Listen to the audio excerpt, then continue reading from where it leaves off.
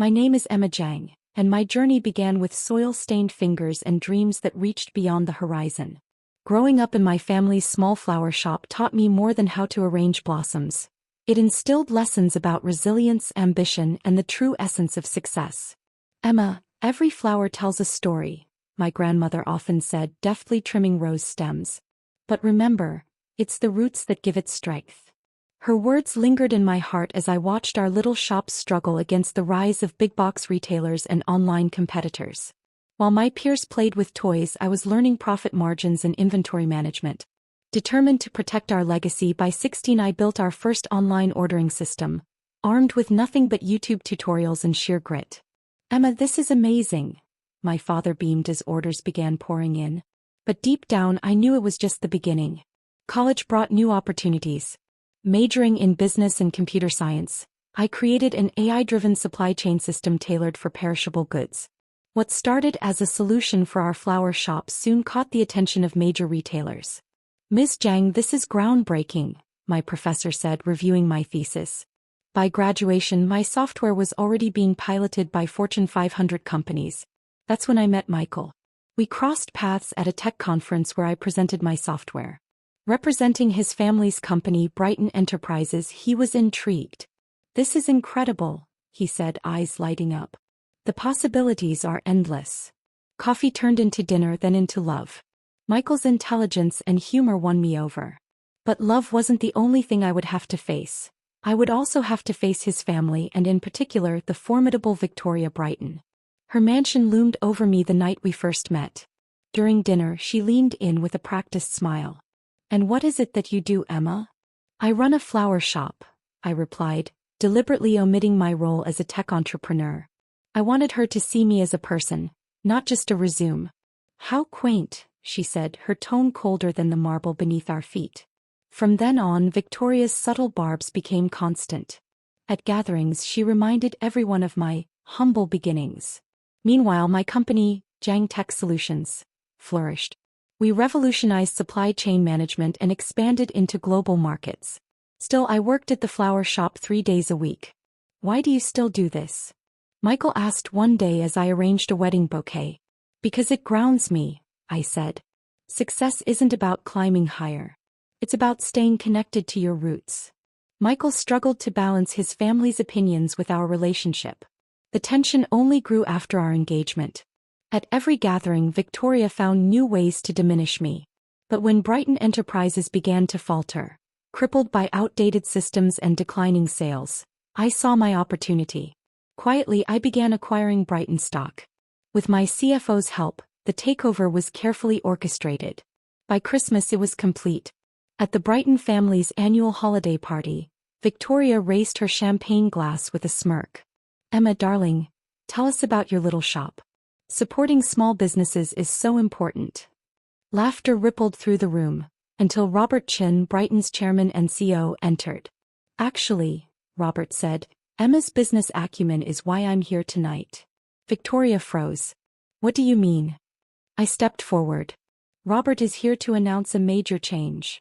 As of last week," Robert continued, "Jang Tech Solutions acquired a controlling interest in Brighton Enterprises." Gasps filled the air. Victoria's champagne glass slipped, shattering on the floor. "That little shop," I said calmly, "helped me build Jang Tech. And now Brighton Enterprises is a subsidiary of my company." Michael turned to me, stunned. "Emma, why didn't you tell me?" "I tried," I replied evenly. "But every time I started, you changed the subject, or let your mother speak over me." Victoria's voice wavered. "You can't do this." Robert held up documents. "It's already done. Jang Tech's innovations are saving your company. The pilot programs you rejected? That was Emma's software."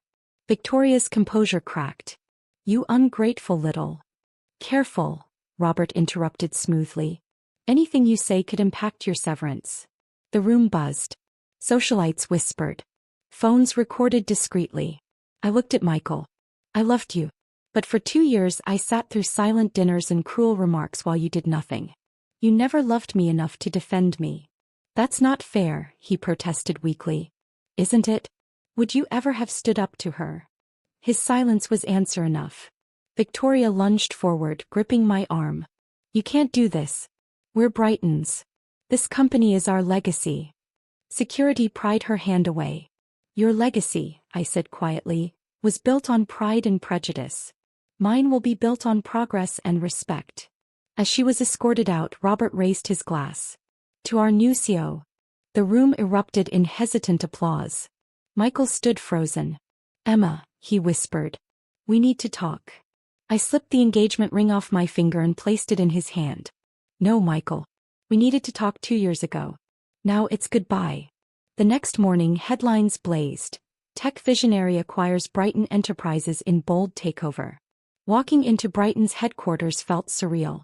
Employees whispered as I passed. Victoria's former office, now mine, overlooked the sea. Mrs. Jang, my assistant Sarah said, appearing in the doorway. Victoria Brighton is in the lobby. She's demanding to see you. Michael is with her. I sighed. Escort them to the conference room. Let's get this over with. Minutes later, I faced them across a polished table. You've made your point, Victoria said through clenched teeth. Name your price. Excuse me. To sell the company back, she snapped. Everything has a price. I leaned back in my chair. Brighton Enterprises isn't for sale. Her voice rose. You think you can run this company better than me? The numbers suggest I already am, I said coldly. Your resistance to innovation and your discriminatory management style drove Brighton into decline. Michael tried to intervene. Emma, please. This is our family's legacy.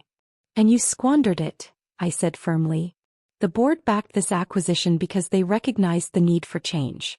Your family name won't shield you from reality. Robert Chin entered, papers in hand.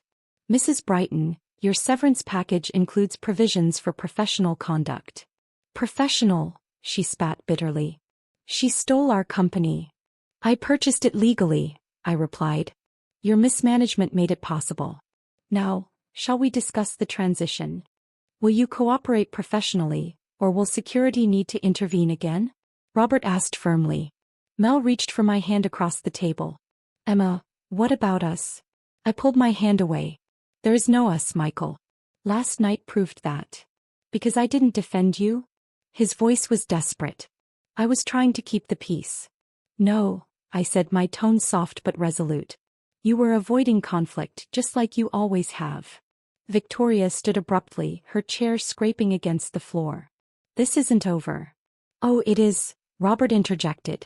Any attempts at retaliation or legal interference will be met with swift consequences. As they left, I turned to Robert. How's the internal response? Cautiously optimistic, he admitted.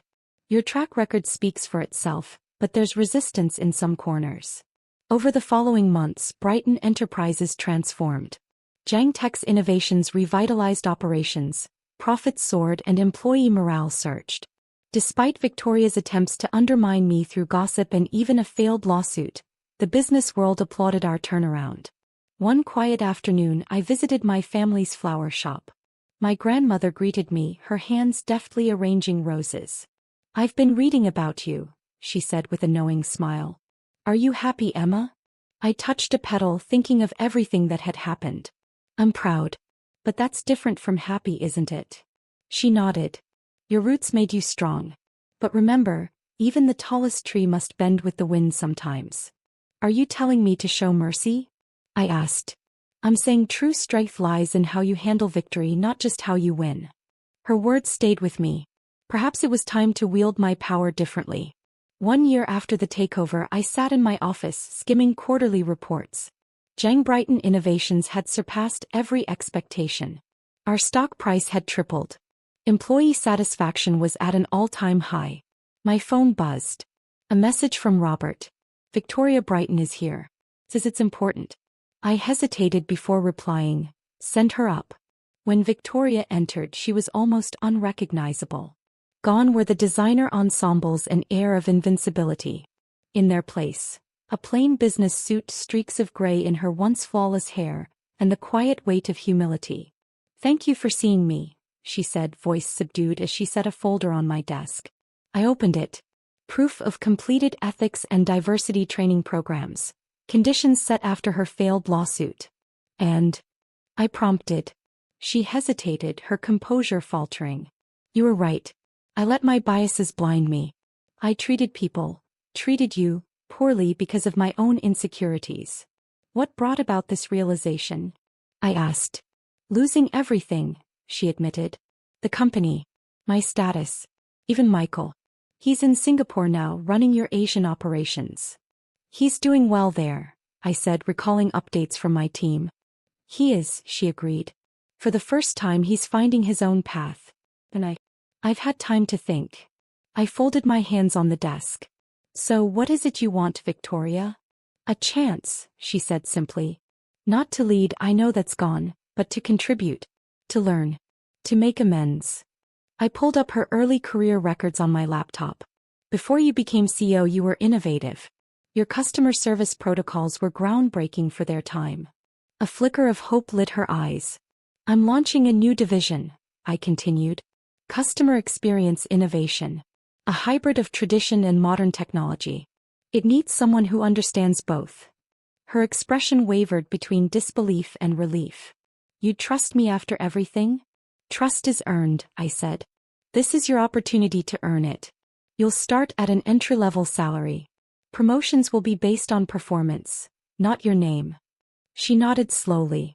I understand. And, thank you. As she stood to leave, I added. The flower shop still opens 3 days a week. My grandmother would be happy to teach you about roots and growth. For the first time, a genuine smile crossed her face. I'd like that. News of Victoria's return rippled through the company. Skepticism was high, but over time her diligence spoke louder than her name. Slowly people began to see what I saw. A sharp mind buried under layers of pride now resurfacing. Michael called after hearing the news. That was unexpected, he said cautiously. Sometimes the best revenge is offering someone the chance to grow, I replied. I miss you, he admitted. I miss who we could have been, I said gently. But we're where we need to be now.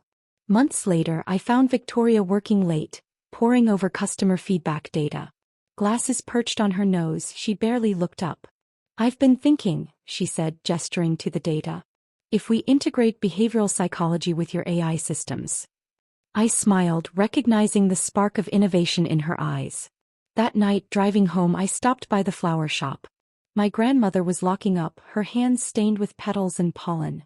How's Victoria doing? She asked. She's growing, I said with a small smile. Like you always said, it's all about the roots. And you? My grandmother pressed.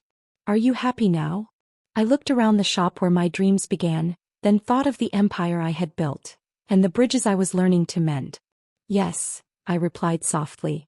Not because of success, but because I've stayed true to myself.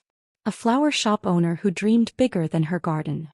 The next morning's headlines read, Jang Brighton Innovations unveils breakthrough in retail technology. Beneath it, a smaller article. Local flower shop celebrates 40 years. A story of roots and growth. On my desk, a fresh bouquet of roses, arranged by Victoria during one of her weekly lessons with my grandmother, reminded me of the truth I had finally embraced. Success isn't just about winning. It's about planting new seeds and nurturing them to grow.